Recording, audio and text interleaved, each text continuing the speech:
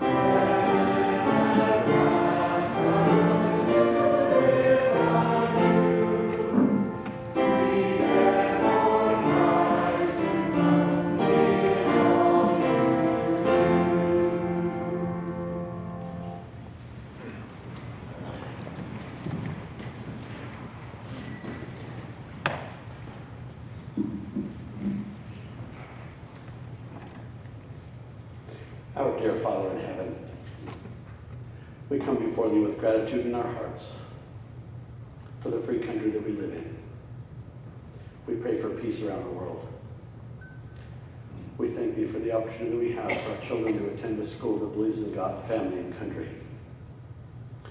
And we thank thee for these wonderful blessings that we have. We pray for our teachers and pray for their preparation. And pray that as they share spiritual and secular truths with our children, that the spirit may be strong. We pray that we can sacrifice and do those things that will enable thy spirit to be with us always. We pray for safety and wisdom as we move forward, that we may be a light, not only to those in our country, but around the world. We thank thee for these blessings, and thank thee for the gospel of Jesus Christ in our lives. And say these sacred things in the name of Jesus Christ. Amen.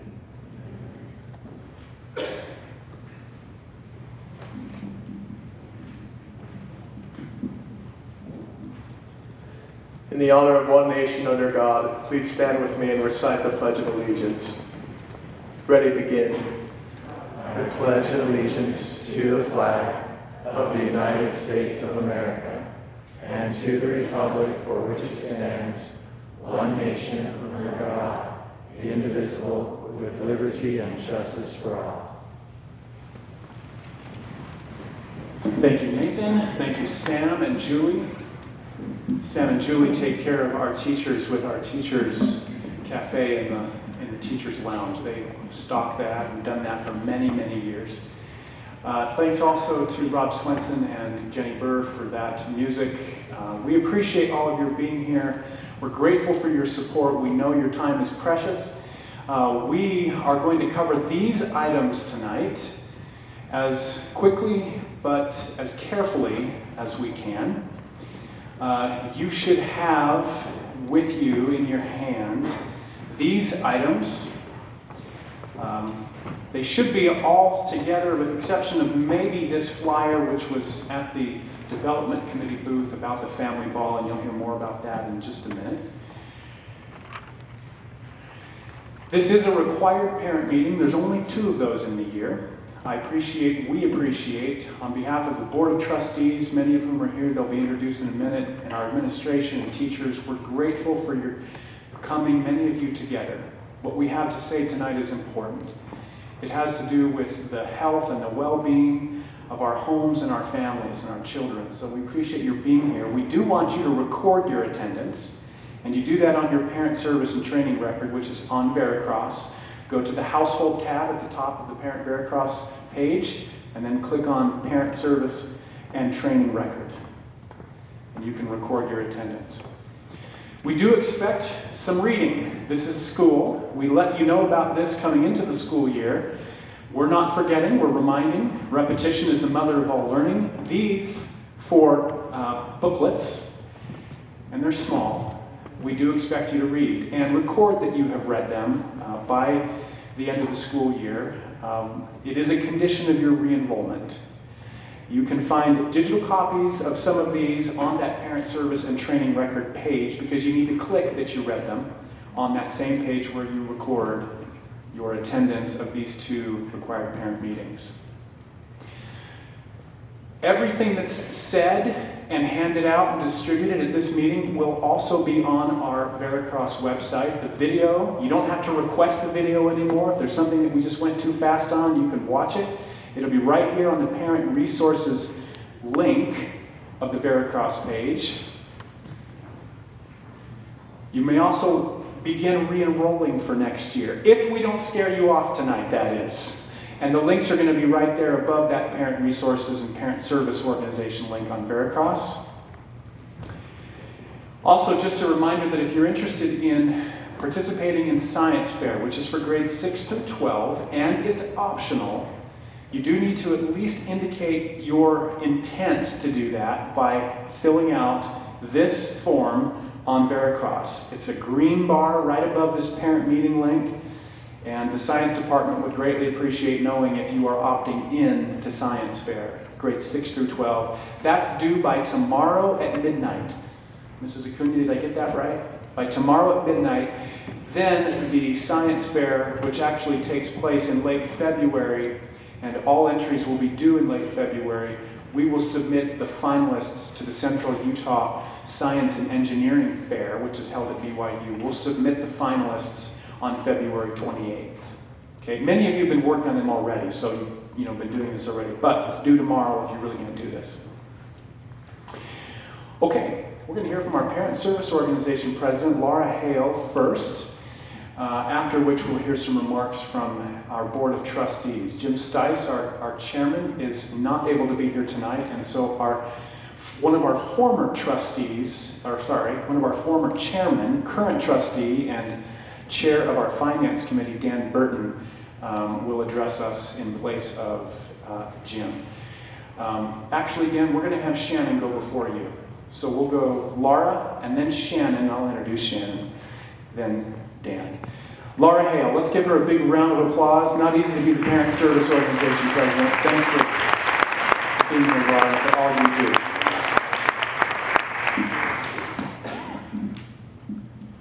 Picture there of the board.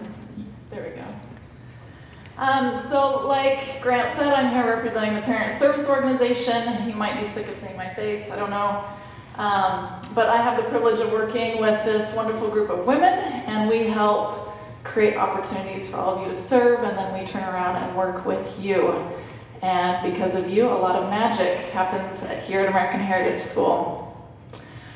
I love American Heritage School, and lately I've started to notice that my emotions get a little carried away often when I'm here on campus, and it might be something as simple as sitting on one of those green benches outside one of my kids' classrooms, or waiting for my children to come to the car at carpool time, especially on Dress Friday. These kids look so cute. It happened the other day when I was here for a fire drill, and the alarms went off, and so I exited the building and I saw all these kids go out, and then all the kids come in.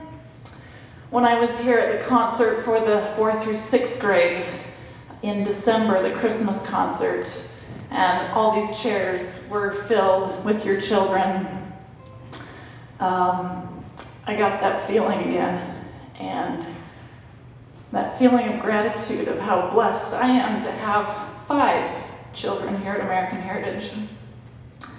I love it here. I love the children. I love the faith component of American Heritage. I love the music that they learn and the poems that they memorize and the scriptures that they memorize. I love that American Heritage complements what I'm trying to do at home rather than competing with it.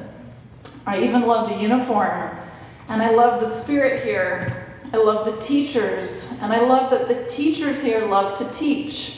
And I know that this is not the norm because I have many conversations with youth and parents and teachers that are not here. And they say things like, I'm just trying to endure if I can only get through this. And I don't like school, and I never even really learn anything. What's the point? And this year I actually have a teacher that likes to teach, and I really like that teacher. You can tell that he likes us. Or school is such a waste of time.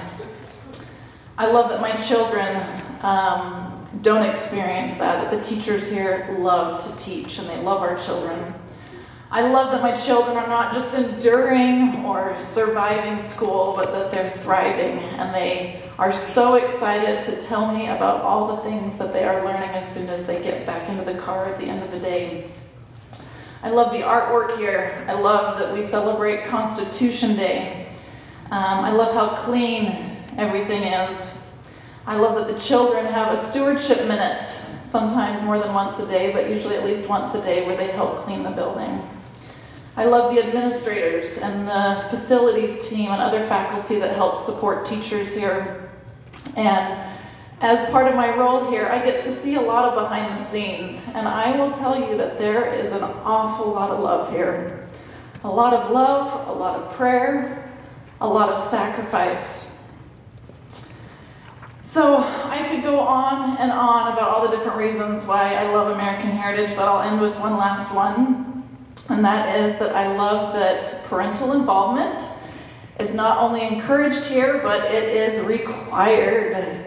And I think sometimes that requirement is what we need to give us that little push to do something that we know is good for us. But we need that requirement stamp to force us to do what we know is good. And I have seen that requirement has certainly blessed me as I've been able to be more involved and understand all that my children are experiencing.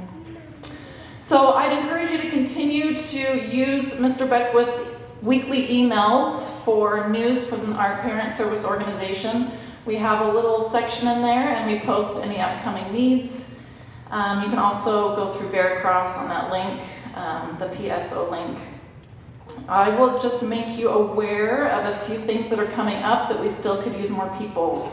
So the family ball is coming up. Shannon is going to talk about that after me a little bit, but we need a lot of parent volunteers during the event, and it'll be about a 45-minute shift for monitoring baskets and helping with refreshments. And I'm in charge of refreshments, and we're going to have lots of good refreshments, so your kids will be very happy. Experiential learning is coming up with the high school, and then we have, of course, middle school experiential learning and elementary. This is such a fun way to get lots of hours and to get to know your kids in a new light and their peers and teachers. We have Teacher Appreciation Week in April, and we need lots of help with that one. And then Field Day in May. Those parents that endure to the end and give us extra hours even when they've reached their 30-hour requirement, we certainly appreciate all of you. So I don't know if you're like me, but sometimes I wish I were on a desert island and I had no requirements of me, and I could just relax and read a good book. And sometimes I think I would be the most amazing Christian if I just lived on a desert island. And my husband reminded me kindly a couple of years ago that that's not how the gospel works, that the gospel is about people and about relationships, and I was kind of humbled about my selfish desire to just be left alone. So while I think we all need that reprieve and relaxing time, we're here on earth because of people. And we're here to love each other and support each other and nurture each other. And one thing I love about American Heritage is this community here of parents and teachers, because that's what you do. And like I said a year ago, when I talked about, this idea growing up that I had that, moms didn't really need a whole lot of support from the community to raise a child. Now that I'm a mom, I was so clueless. I had no idea what it would take to raise a family. And as wonderful as family life is, it is exhausting and it's hard, and you need those other people. You need those teachers, you need those neighbors, you need those friends, you need the parents of those friends to help you raise your children. And there is so much good that comes from this room. And as a Parent Service Organization Board, we appreciate your time, we appreciate your skills and your talents and all that you do to serve and to help create this wonderful American heritage community and educational experience for our children. I know that your service makes a positive and magical experience here, not only for our children, but for our teachers that we get to support as well. So keep up the good work. We've got another half a year of school with our kids. Thanks.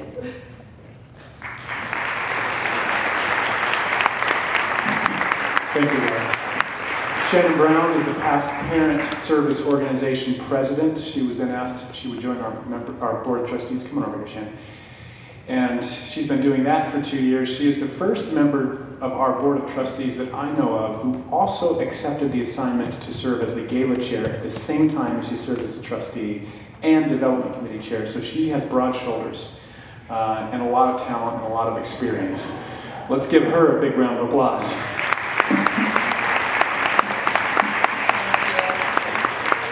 Okay, I set my alarm for 8 minutes. Here we go. Okay, so we're going to talk about the family ball. Does everybody have one of these handouts?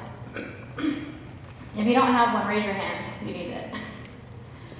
Okay, so you're going to need your cell phone, and we're going to just actually register, because right now I have 70 people that have bought tickets, and I'm expecting 1,200. So I don't know where you are, but we're going to do it tonight. Okay. What did you say? Oh, he said not to worry.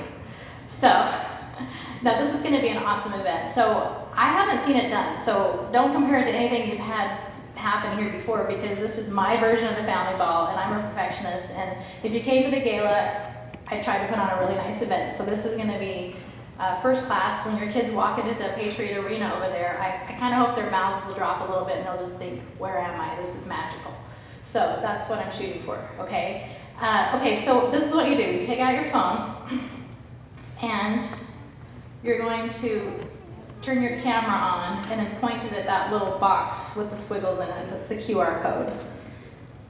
Okay, and then it should pop up with a thing that says website or code, opengivesmart.com in Safari. So you click on that, it's at the top of your screen, right? You see it? This is interactive. You have to say yes or okay, you got it, thumbs up. Okay, so now it takes you to the family ball page, right? And you can see this is how you can buy tickets. You just click on that. Or if you can't come, you can just donate right now and just get it over with. So what we're shooting for is we're going to raise money for teacher benefits and student scholarships. And Mr. Beckwith will talk some more about this. But my goal for the night is we're going to raise $50,000. Okay, and what? Did somebody say amen or something? Okay, well, I think we can do it. So we're gonna have a basket auction. And so at the top of this screen, you see it says sign in or register. So that's how you click on that one at the top, and you'll see it says sign in, and you need to set up a username and password, and that'll allow you to buy and bid on auction items, okay? So I also need another favor from you. Besides doing this before you come, could you please start bringing in basket items? It doesn't have to be like wrapped or anything. If you just have like a gift card, or you have, you know, something from Christmas you need to re-gift, you know, just whatever, just bring it to the front office, and I have a little gift for you, a little commemorative thing that Candace will give you when you come in. So I think it'll be really exciting and fun, and if we meet that $50,000 goal, we actually have a generous sponsor that will match it, so we'll be able to make $100,000. So bring your kids, it's for the whole family, and it's just gonna be a lot of fun. So David Osmond, where are you? Okay, come up here. He's the funnest guy ever. He's gonna be, okay. You know what to do with one of these. Sure, how's everybody doing? Okay, so tell us a little bit about how your show goes. Well, I want to see if they're ready. Ready? Dale! Dale! Dale! Dale. You're good, try this one. Oh, oh, oh. Oh, oh, oh. Oh, oh, oh. I knew it. We got Harry Belafonte fans and a few New Kids on the Block fans. I promise I won't be singing any of those songs. But we are coming to the family ball because this is celebrating the 50th anniversary of the school, which is crazy. I didn't realize that until this fall, that it's been 50 years that this school has been going, and it's pretty amazing to celebrate. That was the year the first man landed on the moon. They In landed in July. The up guy is right here when he was young 50 some odd years ago. No, so to celebrate this family ball, I have a band, and it's called the Osmond Chapman Orchestra, and it's a big band. So if those of you who were here 50 years ago might know the big band music. For those that don't, big band music, when Lady Gaga and Tony Bennett can team up and they go out and they kill it, it's awesome. And it is truly a sound of music that is timeless for kids of all ages, from 12 to 92. So we have what we call not just the American Songbook, but we call it the New American Songbook, because we don't just do jazz music, we do big band music. It's a 16-piece orchestra. I mean, Kaysen knows this extremely well. And Caleb Chapman is my buddy and my bandmate. So he's the band leader, I'm the front guy, but we got 16 guys. Trombones, trumpets, saxophones, bass drums, keys, guitar, and it's so energetic. So bring your dancing shoes that night. I know many of you have the moves. If you don't have the moves, as this says, you're welcome anyway. Just come anyway. I just want to confirm. Everybody hold up your right foot. Hold it up. Okay, David, there's nobody here with two left feet. Okay, that's good. Okay, good. To give you a little flavor of it, we have a brand new album that we just finished. And I just got off the phone with a label. We just closed the deal today. On Sony, we're going to be on Club 44 Records, and this brand new album is going to be released this year. So you will be the first to hear some of this new stuff. Awesome, thank you. So, there you go. Now, it's not just Frank Sinatra, it's not just Tony Bennett or Bobby Darin, but we do Johnny Cash, Justin Timberlake, Bruno Mars, Elvis Presley. So it's all truly the New American Songbook. So bring your dancing shoes. We're going to have a great time that night and raise a lot of money for the school. Yes. David is awesome, and Valerie, because he's doing this pro bono, which means free. So. That's right. Well, where much is given, much is required, and we're happy to be a part of the AHS family. And we're so grateful for all of you and all those that put so much sacrifice and time into making things like this possible, especially you, Shannon. Thank you. Give it up for Shannon one more time. No, don't give it up. So I just, when we sent out an email to the teachers, and they are the first ones to give for this auction. I mean, we've got some exciting things that the teachers are sacrificing, and so this is for them, but they're the first ones to step up and say, let me give something for the auction. So I just appreciate their dedication and sacrifice as well. So I hope that you'll get on, finish this registration. You'll feel much better if you do this before you get there, because then you won't have kids pulling on you, right? And then when you come in, you can just fast pass the line and go right in and start having a good time. So thank you so much.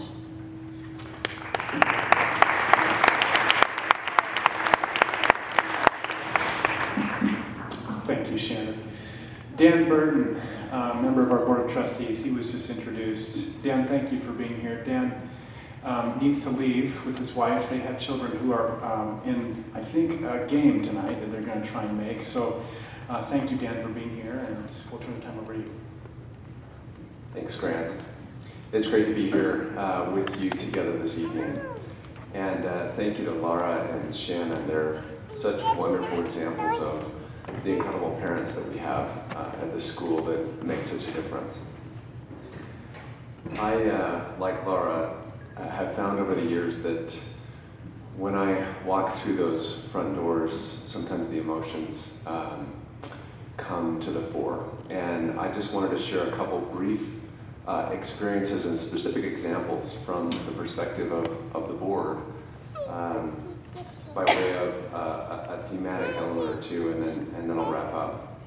So for me and for my family, the first time that we walked through those front doors that we all walk through earlier this evening was 8.5 years ago, as we were moving here from out of state and considering what we should choose in terms of a school experience for our kids. And perhaps we, like many of you, felt this flood of spirit, the spirit of this wonderful place come over us as we entered for the first time, as we walked through the hallways for the first time, as we sat in on class discussions for the first time. And this sense of peace and calm that everything was going to work out for our family with regards to such a central part of life in our family, as it is the school experience of our kids. And about 7 years ago, I was invited to join the Board of Trustees, and what an honor and a privilege that has been these past 7 years. I wanted to just share, as I mentioned, just a couple of specific parts of service on the board that have been touching and impactful for me, and might serve as a symbol and maybe an introduction to some of the other content that Grant and others will talk about. So the first is, and this has been true of the first board meeting that I attended nearly 7 years ago, and every other board meeting in the 7 years that have ensued. We always begin our Board of Trustees meetings first with an opening hymn. And that opening hymn throughout the years has always broken into this beautiful 4-part harmony. And I have had this experience dozens and dozens of times as I'm singing alongside these other wonderful volunteer trustees and these dedicated administrators and staff members of the school, of just feeling chills as we feel so united and we feel of the significance of the work that happens here and a gratitude to being a part of that work. And that harmony, and it's also just beautiful music. Thankfully, there are some incredibly talented individuals, and the school's focus on the arts is pervasive at every level, including, fortunately for me, some trustees that are more talented than I am musically, and administrators as well. But that harmony, I think, is a symbol of the harmony and the unity that exists among our Board of Trustees and with regards to the way the board feels about the administration and the staff and the faculty of our school. I want you all to know as parents how much we love and support and appreciate Grant and the other leaders and faculty members of the school. We could not be more pleased and grateful and appreciative for their service and more united in our support for them. So that's the first message I wanted to share. The second is also another characteristic of every board meeting. We begin and end each board meeting with prayer. And to me, I believe that is significant.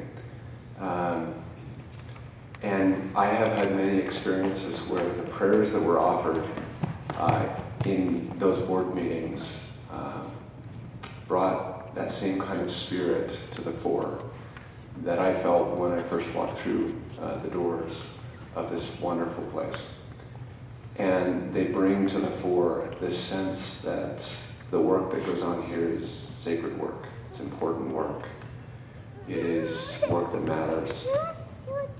And I also just wanted you to know that we consistently pray for guidance. We pray for help and for inspiration. And that informs the way that we govern, the way that we prioritize, the principles that we try to follow, including a principle that we'll talk about a little bit later that has been consistent throughout my experience on the board, which is keep the tuition low. Make this wonderful school experience accessible to as many students and families as possible. And we are thrilled that as part of today's content, you will hear the good news that tuition increases are going to be the lowest in the history of the school this next year, and that is not by accident. I want to recognize the hard work of the administration in finding a way to make this possible. It takes so much more effort and focus and energy to figure out how to do more with less, to keep that tuition low.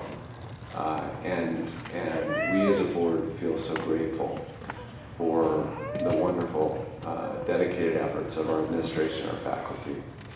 So I would just close where I began, just with an expression of gratitude for you as parents, for your dedication to your families, for your sacrifice to enable your children to have this wonderful experience, and also gratitude to our administration and our faculty.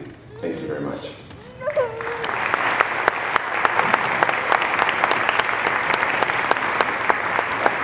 Thank you, Dan and Sarah. We know that serving on the board is a team commitment. And congratulations, Dan, to your company's success with the IPO, Health Catalyst. Dan is the president and CEO of Health Catalyst, which just went public recently. So thank you, Dan. We'll excuse you now and appreciate you coming. We have leadership from our board throughout this school community, and there is more leadership that is coming every day, every week, every month to join this cause. So I'm going to introduce to you some faces that we need for you to know. First, this is Barbara Tanner. Barb is someone we were lucky enough to get. She was one of the, she was the... Why does it still look like that? Barb is our new advancement director. She was the only female major gifts officer for LDS Philanthropies when she was connected with American Heritage, and it took some time for us to convince her to come, but she does her homework. She's careful. She has a tremendous amount of experience in education and in school strategic planning. She is a tremendously educated human being who also has a heart of gold. And so I want you to know, because she's going to be someone that will be helping us with our strategic horizons here. When you see her, she is very much a part of our executive leadership team, and I want to give her just 30 seconds here to introduce herself to you. Barbara Tanner. Thank you.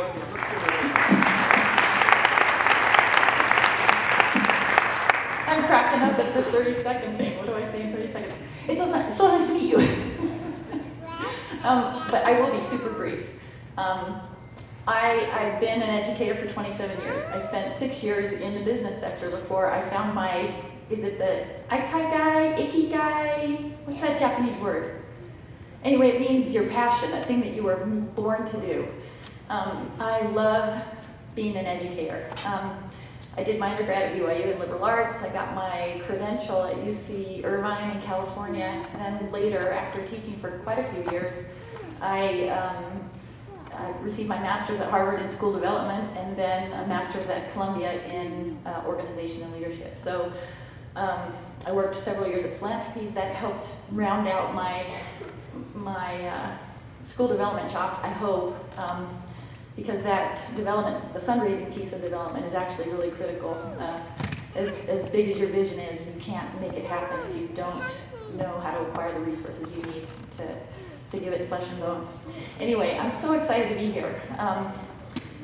Thank you for your welcome. I'm getting to know you. I don't get as many wrinkled brows now when I'm out doing my carpool duty. Your children are starting to say hi to me because I don't look like that strange, weird adult that's opening the door for them. I mean, it's good. Two things really quick. I want to meet you. My office is right off the boardroom. I'm on the left as you're headed down the hall to the boardroom. Please come by and say hello sometime if you could. I'm going to reach out to you too, and hopefully, and schedule times for me to get to know you. I really want to get to know the people in this community. And I have Tootsie Pops in one of the drawers of my desk. Secondly, please come to the family ball and invite your neighbors, your friends. This is a big party, and it's not just for the people in this room. Shannon said we'd like to fill the arena with about 1,200 people. It's going to be a big, fun party, fantastic entertainment, delicious food, and a really fun auction that's going on. And there's something for everybody at this party. So come. And if you can't come, invite all your extended family, then send them to the party, send all your neighbors, and wherever you are, jump into the auction anyway, because you don't have to be there to participate in the auction. But please come and support this big event. We want to just have a really good time together that night. Sorry, that wasn't anything close to 30 seconds, but thank you. We're going to use every bit of Barb's experience here, and we're grateful for her taking a chance on us. There are others. Dr. Pablo Riboldi, who we've been trying to get here for many, many, many years, is now a full-time member of our staff. He is working for the American Heritage Worldwide program as the Director of Learning Experience.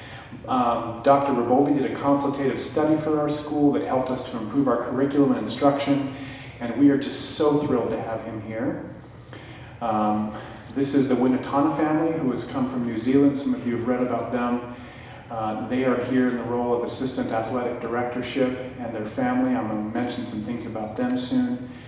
You're going to see Mr. Connect, who is our Director of American Heritage Worldwide. He is now actually taking the helm of our soccer program at the school. He is our new varsity boys soccer coach.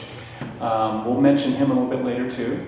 This is Autumn Cook, who was substitute teaching and associate teaching for us for many years. She is now one of our high school teachers in English and literature, and the students have loved having her in the classroom. We're so grateful to have Autumn here now on our faculty. This is Rochelle, who is working for our basketball program, middle school girls. This is Ryan Podzikowski, who, for the first time, we have a male ballroom dance instructor who can show our boys what to do. This is his wife. Ryan and his wife run a ballroom dance studio, and this is Coach Anderson, who has come to us from Snow College, has a degree in athletic training and is helping on our PE program. You'll also recognize Holly Welch. Holly is one of our illustrious alumni. She graduated from our charter class in 2011 and has been doing PR and marketing. She is now on our American Heritage Worldwide staff doing PR and marketing for them, and she's going to help in other ways at the school. She is someone who is just an ambassador of what we do and has been forever. And so let's give each of these individuals a big round of applause. Some of you are saying, wow, that's a lot of people to add to the payroll. Virtually all of the individuals that I just introduced are here as a result of donations to the school. It's amazing. We received a major, one of the most significant donations in the history of the school, major donation in the spring and summer of this past year that was largely for the purpose of investing in our people, in our classroom experience, in our students. Very little of it, well, not as much of that donation was for buildings, which is good because this is time for us to shore up our foundations, and our most important foundation is our people. And so these investments in people are largely donated to the school. Okay, before we get to child safety and protection, I just want to have each of our administrators just stand. Could they please, every one of our administrators, administrative support staff, will you please stand? Yes, Liz, that's you, and Blaine and Bob. So every time we have a meeting like this, I stand here and I introduce a lot of hard work and good thinking and everything, and really it's from these people right here. They have done the lion's share of this work, and I'm so grateful. I could not pick a better team of people to work with. This really is a home away from home from us, and we are so grateful for all of your late nights and early mornings getting ready for all of these many things, and hiring and personnel and training, and let's give them a big round of applause, please. Thank you, assistant principals and administrators. Okay, let's talk about some child safety. So there's one of our strategic priorities is emotional and physical wellness. And you can see here many of the things that we have been executing on in our plan are happening already, including the beautiful facility that we're in. But if you haven't met yet Teresa, she is just an extraordinary school counselor. Teresa Carr comes from the therapeutic counseling world, but also does such a great job with our students. She has completed one-on-one college entrance counseling interviews with all of our seniors, I think all of our juniors as well, and 10th. It was just amazing by the first semester. She has created this website that has all kinds of resources for you, both social, emotional, as well as college entrance counseling. Please use it. Just go to the Veracross Parent Portal and click on that counseling button. There's scholarship money to be had. This is more than just about emotional and physical wellness. You've seen this heat map before that Mr. Wheeler and our safety committee work on and update every year. It turns out that the biggest risk that we face right now in America for our youth has to do with not shooting, but anxiety and depression. And so we've been talking about this for many, many years, and I keep putting this up. We were talking about this before, the New Children and Youth program came around with Luke 2:52 focusing on this. This is just where we all need to be focusing. And it's about time, too. We are going to be considering some ways that might give some of our teenagers a little bit more sleep. We're not making any announcements yet, but we are talking about this. We're going to do a survey with you and see how you feel moving back the start time. Our high school, our grades 7 through 12 are kind of in the middle of this spectrum, and there's lots of evidence mounting about how important this is for teenagers right now. Their natural biorhythm is a later clock at night and in the morning. We're right now about in the middle of schools in the Wasatch Front. We've done lots of research here. The early schools start at about 7:30 in the morning, the first period. That's not early morning seminary, that's first period. And the late schools start at about 8:30, and we're at 8:10. So we'll talk about this and let you know. We are also considering a part-day, reduced tuition, blended school and home option for middle school, which I know will be exciting for some. It's also about time, giving them time to do other things that are important in life. And a part-day, reduced tuition, simplified school plus study hall model for middle school. This would be fewer classes, probably core classes, and then they could go to study hall here. If you can't have them at home, this might be a way for you to have also a reduced tuition option that allows them to get the core benefits, at least, of American Heritage. We're going to try some of those pilots, we think, in middle school. More to come on parent surveys there. Administrators, anything else on that? Okay. And of course, there are enemies that are taking so much of our family's time, and the way that we use media is at the top of that list. Please, please, please read this book if you haven't. It's not just about tech safety. It's about functioning, loving, attentive families. And try some of these commitments in your home. I know you've seen this before. We're just going to keep reminding you, gently as the waves, gently as consistently as the waves of the sea, right? Read the book. Understand what these can do. How many of you have been trying any of these commitments in your home since reading this book? Just raise your hand. You've tried some of them. Great. Wonderful. I hope someday that we have an entire room full of parents who are trying these commitments because they make a difference. This generation is faced with a lot of pressure that comes from media. And the answer isn't always about media. The answers are oftentimes low-tech answers, and we've been talking to our students about this in almost every assembly for the last 2 years. Their superpower comes from a deep, spiritual, and light-filled place. All right, Some other child safety things for you and we to understand, for us to understand. Please do not park in handicapped stalls if you don't have a tag. Don't stop and park next to red curbs, even temporarily, please. Don't park next to yellow ones unless you're actively loading or unloading. And please don't assume that you are an exception. There are no royal families at this school.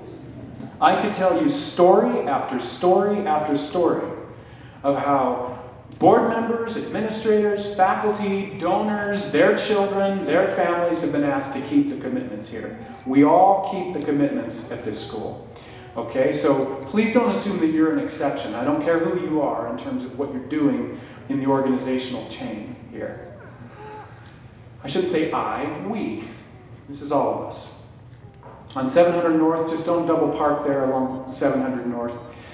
Please no jaywalking there, and please don't stop or park in front of neighbors' homes. This is not actually just a 700 North sensitivity. Now that we have homes that are going in on the northeast side, it's also a sensitivity there. Please slow down when you're driving along that road that runs east of the stadium. I know sometimes it's fast to get in and out there, and we appreciate you're using those ingress and egress points all around the school. We're very, very lucky to have so many ways to get in and out of this campus. How many of you have been to a private or a charter school or even a public school that only has one entrance or two, right? That is insanity. We've got like 6. But slow down, please. Okay. Performance report and survey feedback. Here are statistics from our most recent graduating class. We showed you some of these in August. This is extraordinary for a class of 59 students, 100% graduation rate, 97+% of them either in college or on a mission now. 100% of them completed a 20-page senior thesis that they defended before an adjudication panel. Just talk to any of the college professors that come to adjudicate those panels, and they will say, we have a hard time getting our college students to do some of that. Now I'm going to pause right here and say, some of the feedback we're getting from you is that in the whole homework balance pendulum thing, and there's no perfect corrections in life, right? Human beings are just a case study in overcorrecting. And about 5 years ago, we really wanted to pare back the homework to make sure that we weren't, we were giving families time. And then we needed to add a little bit here and there in high school. And right now we're hearing you say maybe a little bit less in high school, but the other areas, K-8, we think it's pretty good. So you're going to hear us talking about some ways to maybe reduce the homework load in high school. Okay?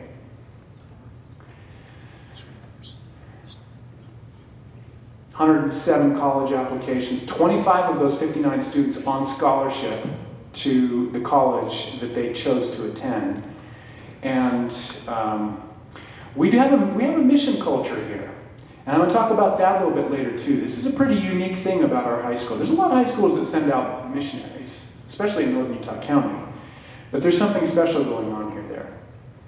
110 AP tests that we took last year with a 72% pass rate. So if you do the math on this, we have about 100 students in our junior and senior class. 110 AP tests from 100 students. Average is, so there were 54 students that took those 110 tests, so on average they're taking 2 apiece. But that's well over a 50 to 60% participation rate in AP tests. That is extraordinary. And the scores are great on ACT, not just AP, but ACT.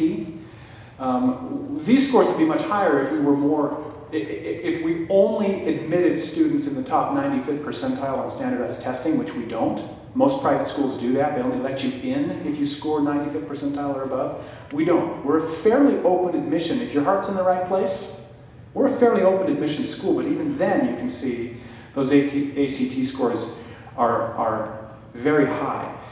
This is a bit of a barometer in middle school, which is it's the Explore exam, which ACT Explore. It's kind of how they're predicted to do. And this is the long red bars are how we did this year versus last year. Lots of progress there. That's 7 percentage points there. Well, I guess it's closer to 5.5, there, 6.5. Is very statistically significant there. Really good things happening with many of the curriculum development and strengthening efforts that are going on in the classrooms and teacher mentoring that's happening. But how are you feeling? What's the parent sentiment? And this was the point of the survey. Thank you all for talking to us in that parent survey. I thought I would start with this word cloud, which Mr. Hale produced. He's so good at looking at data and pulling stories out of them. These are the top 2 to 3 reasons that you came to the school. 70% of you said that faith was the main reason that you came to the school. Of those 70%, 37%, that was the very first thing you mentioned in order. 33% said rigor, academic rigor. And then about 20% of you, other things like small classes, patriotism, and standards. That's why you came. And then look at this. But once you get here, what's the reason that you stay year after year? Isn't it interesting that faith is still there, 51%, right? 36% of you now say, instead of academic rigor being the number 2 thing, now you say it's these teachers who are models of Christian scholarship for my child. 12% using the word love from the teacher. And then 20% say culture is the third thing. And rigor is still there, it's still important, but you see, we start to realize what really matters, what matters most. I guess there's another way to interpret that, and we maybe could look at more closely why do they remain. Maybe rigor is still that important, but you're thinking the teacher is so good and it's not as rigorous as I want it to be, but this is worth it. That's also another possible interpretation of the data. I like my first interpretation better. We'll see. We'll ask you more questions. We like listening. So dark blue bars mean strongly agree, light blue bars mean somewhat agree, and then pink and red mean somewhat disagree or strongly disagree. And this is basically just a measurement of how you feel about the school's mission being felt in your home. How are we delivering on that? So really nice, long, strongly agree bars there. Same thing with each point in our mission statement. We actually asked you, point by point, do you feel like we are delivering on this? And our 3 strategic priorities. This is the how. These would be the why, and this would be the how we go about doing it. You feel like we are doing a good job. Most of you agree that we're pursuing mission-aligned growth, that we're doing it carefully. More on that here in just a minute. That your child is emotionally well here. That is so important. I'm going to show you some other statistics from other schools here in just a minute. You feel like, for the most part, the homework is meaningful and beneficial. This has been a big part of our focus, trying to make sure that homework that comes home is meaningful. We've got policy on this, training for our teachers. But you can see that there are some areas that we have to work on. Foreign language. You don't like to see so much homework in PE, in art, music, or the kind of homework, right? Science. And how much improvement is needed. This could be a demonstration of what you're hoping we'll focus more on, as well as maybe a demonstration of how you think we're doing now. But you can see science, technology, engineering, math, these are still subjects that you want us to focus on. This does not mean that we are going to become a science and athletics school, just because you want us to put some more attention into those areas. Clearly, we are a well-established liberal arts school. Reading, writing, history, the whole communication piece. Our students know how to make a stand, to take a stand, to do it with, grace. But you're saying, how about STEM? Can we do a little bit more of that? Can we do it better? And foreign language, that's another area that you're asking for. Not going to spend much time here. You can look at some of these more in the online slides if you want to really delve into these. There is a story here I want to show you. So, take a look, first of all, at the only program that received, look at that long blue line on the bottom. It should be on the top. Lyceum Philharmonic Orchestra, 92% excellent, and the rest good, and only maybe 1 or 2% fair. That program is one of the best in the country. And okay, so it will have its own home in time. That Performing Arts Center is coming. Look at soccer.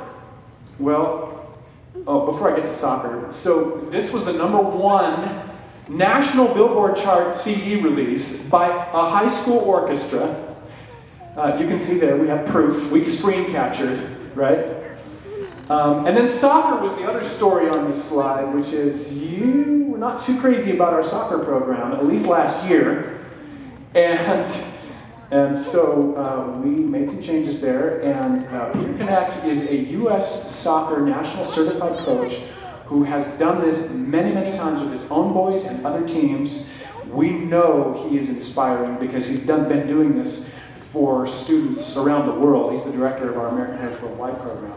And he's going to grow our soccer program and develop it in the same way he's done it with this American Heritage Worldwide program, which has been just astounding. So I don't know if Peter's here tonight, but let's give him a big round of applause. We're really excited about him. All right, new programs and offerings. I want to start with this, because this is how our board talks about growth. Growth does not mean get big. Growth does not mean add. Growth means get deeper, get better, be more careful. Do things that really protect, promote the light of Christ in our classrooms and our families. This is what we mean when we talk about growth. Yes, we do add, but we also subtract. And I think we mentioned in our August meeting that our administrative team, along with our faculty department chairs, went through a process of deciding, what 70 things we're going to subtract in order that we can grow in a careful way and stay mission aligned. Those 70 things amounted to something like 17,000 hours if you count up all the family and student and faculty hours that we would save. So we've been subtracting at the same time that we are adding. It's not easy to subtract, but it's important. That's essentialism, right? So I want you to read the letter, this programs and offerings letter. The new stuff is in bold. And I'm going to go really fast here to show you some pictures of the new stuff, but I'm not going to spend much time on it, because quite frankly, it's not our focus. This is programs, it's important, but we are continuing to get better at teaching. We are implementing the recommendations from the Riboldi report. And we hired the guy that gave the recommendations to us, right, Pablo? We are refining our scope and sequence so that we are doing a lot less lecturing and a lot more know, do, and become kind of objective teaching.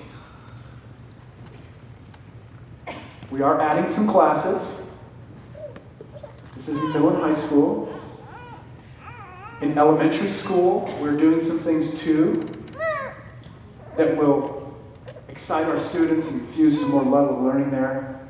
I know I'm going fast here, but again, this is in your hand and you can get it online again if you want. We promised you that this was coming. It is still coming. We're just going to say very soon, we hope. The manufacturer was behind delivering all that stuff, but it's coming.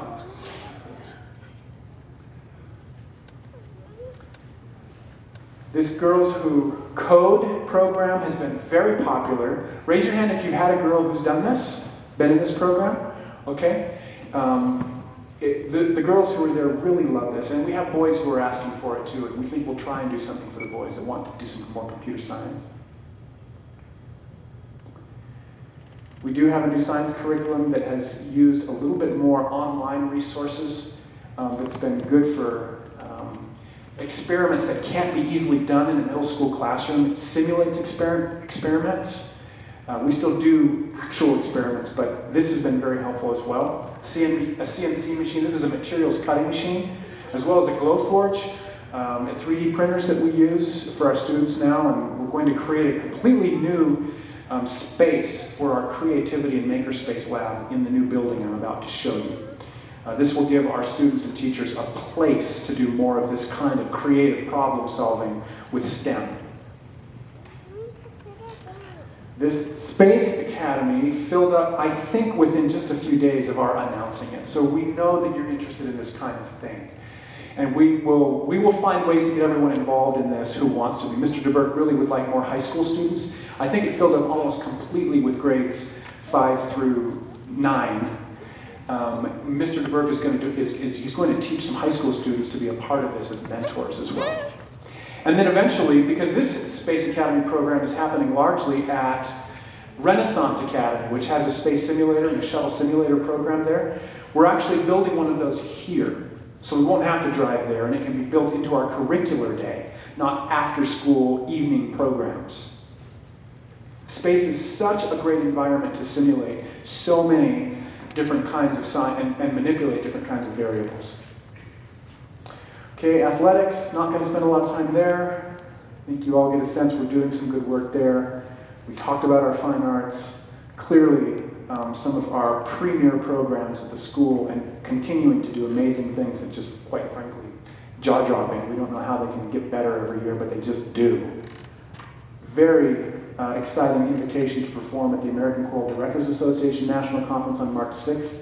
It's for our choir program. I would say that it is not just our orchestra program, but our choir program. If any of you have had someone who's gone on one of these choir tours, it is an absolutely life-changing experience for those who go. Mr. Swenson, thank you for your tremendous work on that choir program. Let's give him a big round of applause. That's one of those things that we just call essential American heritage, is Mr. Swenson's choir program. I have a son who's just taking vocal lessons, and he's just so excited to use that God-given instrument now. Okay, I'm just going to kind of skip through some of these.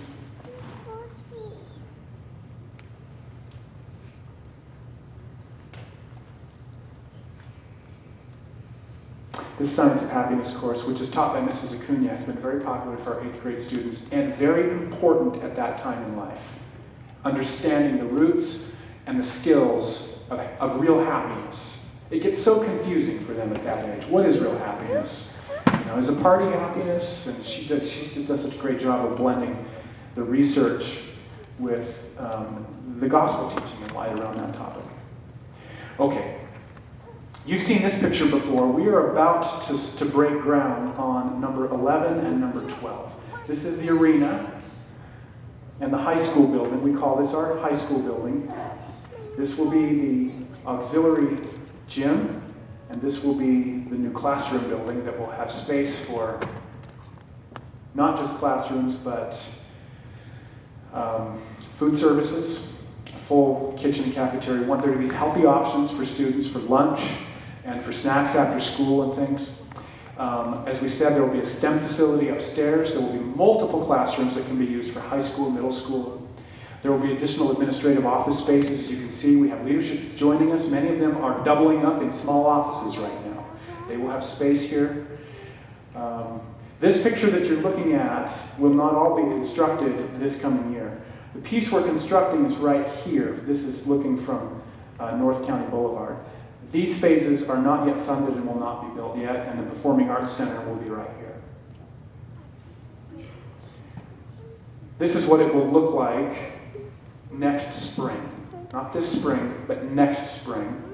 You can see the arena here, and this is the classroom building that is being built. Here's a view from the north. You can see lots, just characteristic of Curtis Minor Architecture's good work, lots of light, open windows, temple views. This is what the student commons area will look like. You can see the temple right there. You can imagine tables and furniture and things here for them. Food allowed at all times in this space, which is, we haven't had a lot of spaces for students where they can just eat whenever they want. They can in this space, that's what it's meant for. The kitchen, the cafeteria right there. This is what the commons area will look like when the next phase is built. Really a beautiful space. Going to the back side of the building, you can see this is where the auxiliary gym will go.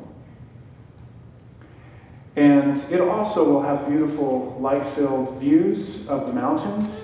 And right here is the anchor scripture in our honor code.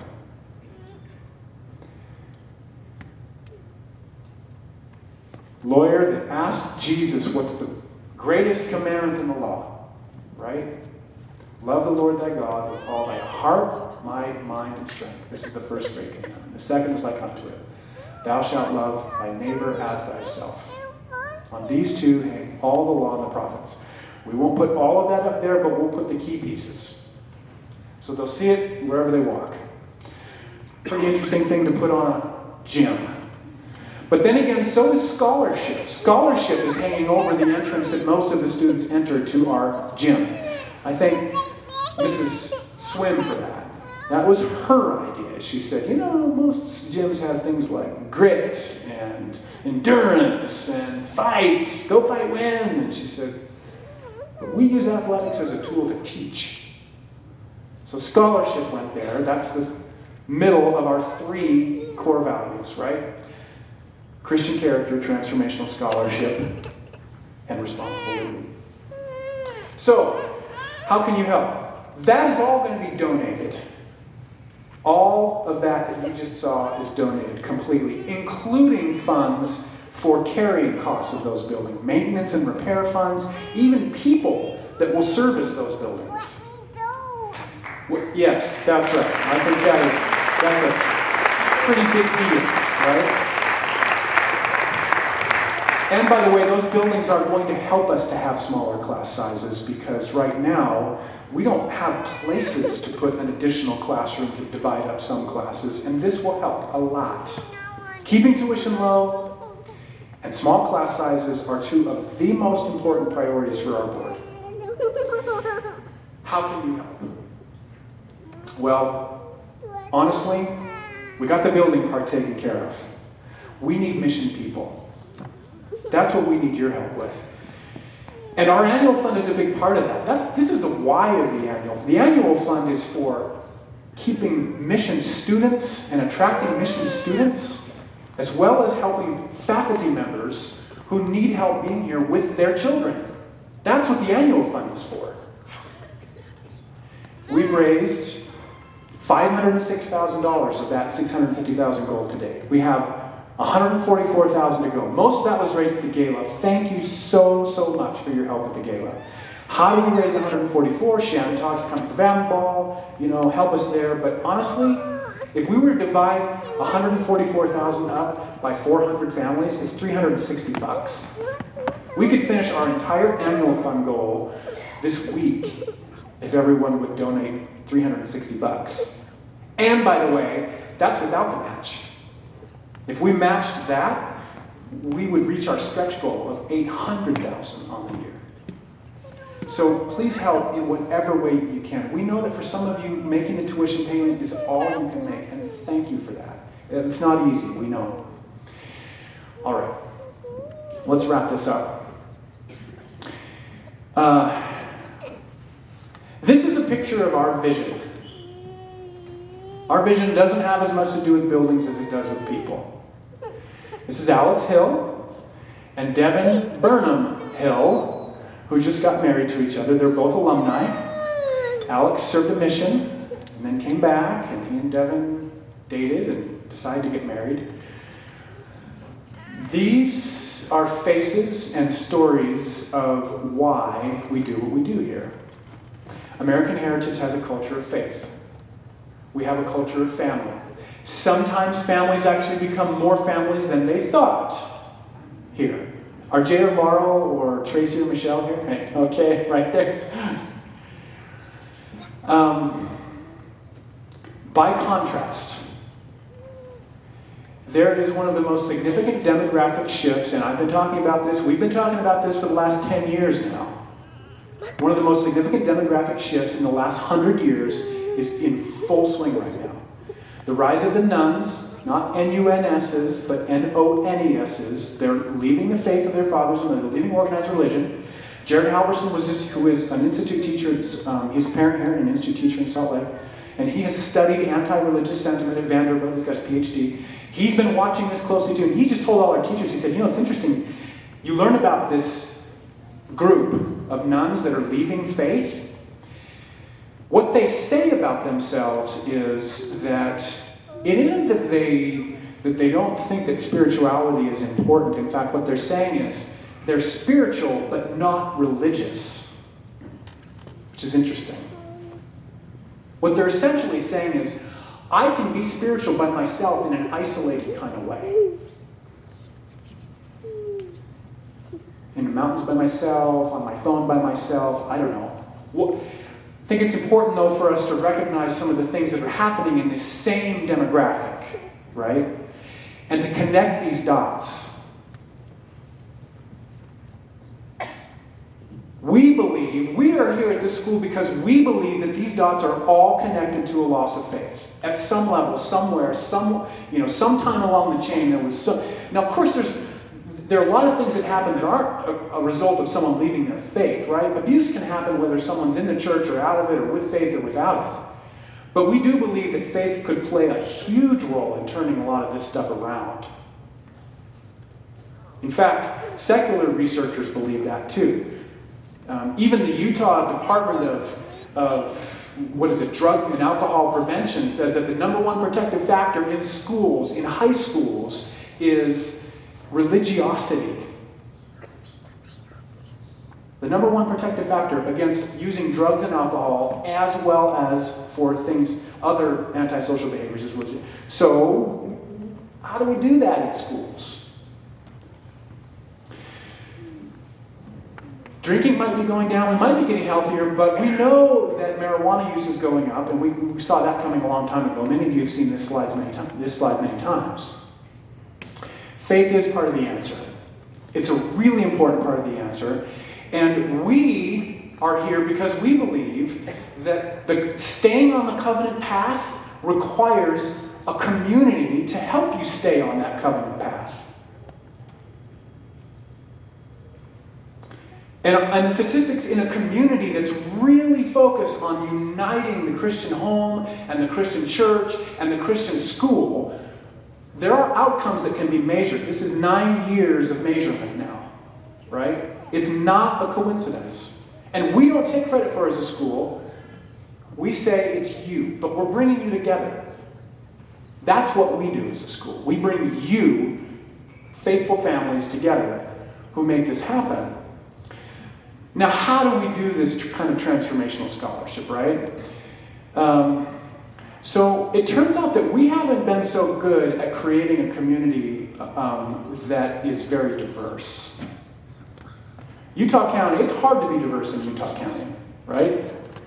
But there are people coming from all over the world that want this. The Winnetana family, actually, Poda and Tia Winnetana attended the Church College of New Zealand before the church closed it 15 years ago, whatever it was. So they were in a high school like this. It was called college, but it was really a high school.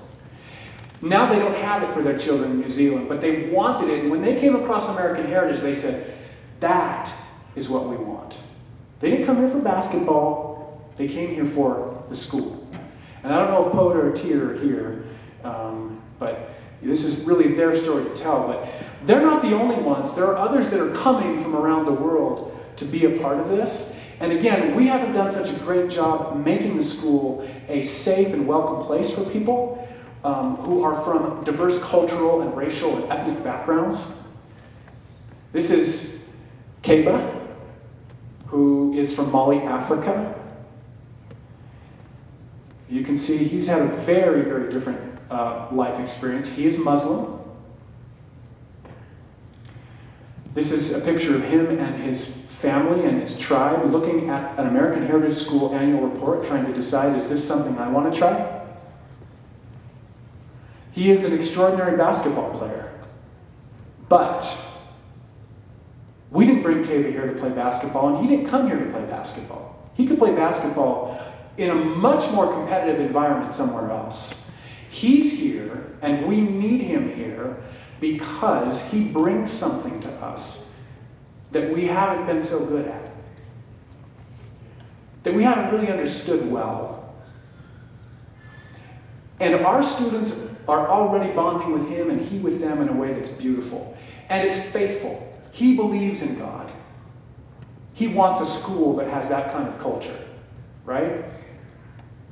Some of you remember in January of last year, we launched this Commitment to Care task force focused on diversity and free and open inquiry. And there was a little bit of nervousness in the school committee. Oh no, where are we going? Are we going to step off the rock of principle, the rock of tradition at our school? Are we, And we want to report to you some things that have come of this. But I told you about Kaba and the Winnetana family and others because this is important work. And we're going to be doing this work forever. Here's some of the outcomes so far. We've reaffirmed the school's religiously oriented culture, curriculum, and honor code. We've reaffirmed that the school's commitment to principles of free and open inquiry and diversity are consistent with our faith. In fact, our faith demands it. We've reaffirmed that students and employees of all backgrounds acknowledge the school's religiously oriented mission and keep the school's honor code commitments. And we've added a public expression policy. This is a very vocal generation. They love to stand for something. And they do, and oftentimes they will stand against the very things that are meant to preserve them and protect them. So we've introduced a public expression policy that's intended to help guide them and guide this beautiful voice that they have and that they want to express, right? We've also developed cautionary guidelines and policies about private interpretations of religious doctrine. Dr. Halverson has actually been helping us with this. He's done in-service training for our teachers. Again, this was his specialty, right? And he helps students and families with understanding faith crises and what all that is and how this relates to it. But I want to come back to this, which is, I'll just tell a story here about teachers who are faithful and why you're here. So this is Mr. Hymas, and Mr. Hymas is a teacher who has learned a lot since coming here. He has improved every year in measurable, extraordinary ways. But one of the most beautiful things he does is he helps students to understand and not be afraid to change in an atonement kind of way. And he stood up in prayer meeting one morning. Our faculty do this every morning at 7:40 prayer meeting, and a teacher will sometimes share a little thought, and we'll have a prayer and song in a little class. Beautiful way to start the day. He stands up and he says, I've been really nervous about changing some things in my life, and I want to reinvigorate myself as a learner, and so I decided to pick up a new instrument. And it's the bagpipes, and I'm deathly afraid to perform for people, but I'm going to perform for, is Jeff here? Is Mr. Hymas here?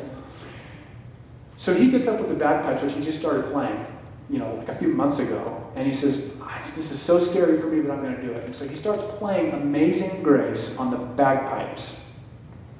We've all heard Amazing Grace, but I've never heard it like that, with all of its mistakes. It was the most beautiful version of Amazing Grace I'd ever heard, because isn't that the whole point of learning and growth? Is to not be afraid to fail, because His mercy covers our weakness with power. That's the kind of teachers that you come and stay for. That's why we're here ultimately, right? But how will they know unless they have teachers who are modeling that kind of discipleship, that Christian scholarship for them? We can try to do this in settings where we don't have teachers modeling this, but it's hard. I've had some teachers in my life who did this for me. This is Craig Hammer. He was a teacher of mine at Dixie High School in the public system. And then he became my principal, and we had a bond together. And I showed up at an appeal board meeting with lots of attorneys and other big people. He's now the chairman of the UHSAA, the Utah High School Activities Association. And I showed up for this big meeting there, and American Heritage was on the agenda, and we had to appeal some things, and I showed up there, and he stands up when I walk in the room, and he says, Grant Beckwith? And I said, Craig Hammer? And we gave each other a big hug. And I don't know how Yehosh got this picture. He had this picture. I think he thought we were going to fight or something. I don't know what it was. He pulls out his camera and takes this picture. I've had a few teachers like this in public schools, and I'm grateful for them. But I wish that I had had more. And so we're talking about a transformational kind of teaching here that requires, and this is what we've been talking to our students about and our teachers, right? What is transformation to Christ and transformation as we learn? You know, this fourth missionary thing that you may have watched the video, the Foundations videos on this. We need for you as parents to be transformational fourth missionary parents at home. We just cannot do what you are not willing to do at home. And we can't undo what you are doing at home. We don't want to undo what you're doing at home. We want to support it. You know, the type 1 mission, and we're not talking about just church missions, we're talking about every mission in life, as a parent, as a student, as a college, student, in the workplace, right? Type 1 is, they just kind of rebel and they get sent home. They don't last in that mission. Type 2, still disobedient, but they're flirting around the edges of disobedience, right? Maybe no one will notice. Wear whatever you want, even if the honor code says that you shouldn't, because, unless they send you home. This is type 2. Flirting around the edges of disobedience. Type 3, doing the right things. I'm keeping the honor code, I'm doing what they're asking me to do, but I don't really want to. And my heart's not really in it. My actions are right, but my heart isn't. That's type 3. And good things happen with type 3. Category 3 people. Because good fruits come from obedience, right? We're asking you to be category 4 parents and people. As long as you're here, just be all in. Even if you disagree with a policy, just be all in. Help us to change the policy. We listen. We'll make changes. You can see we can move fast. But while you're here, be all in. The consequences of this kind of community that is consecrated are beautiful. And we need that from you every bit as much as we need it from our students. So I'll close with this. I said to you before that lots of schools produce missionaries, especially in northern Utah County. I've been listening to a lot of mission presidents lately, talking about what they see as being the processed missionary who shows up from Utah County, and they're just going through the motions. Their heart's not really in it. And there's some consequences that go with that in the mission field. It's complicated. Some come home, some endure the mission experience. One mission president was talking to one of our missionaries, and he could tell right away that this missionary had had a long and deep training in covenant keeping, commitment keeping, wearing his tie, wearing all of this stuff that we talk about, right? And he asked the missionary in the interview, this mission president said, "Where did you go to school?" And for the next 45 minutes, they talked about American Heritage. This is what we are trying to do, is to produce disciple leaders in our students. This is American Heritage. This is category 4 learning. And this is what we need from all of us. Thank you. Bless you. We appreciate you. We could not do this without you. In the name of Jesus Christ, amen. Okay. We know that you have questions, and every time we do this, people say, we're just going to get out of here, it's a Thursday night. If you do have to go, that's fine. But we do want those of you that have questions to go ahead and stay. Some others might share your questions. So after we have the closing prayer, which Afua Danes is going to offer, if you would like to stay and ask any questions about the changes to tuition cycle, it's all in writing for you there. Let's talk about it. Okay? So, Afua, why don't you come up, let's have a prayer, and then let's talk. You have questions.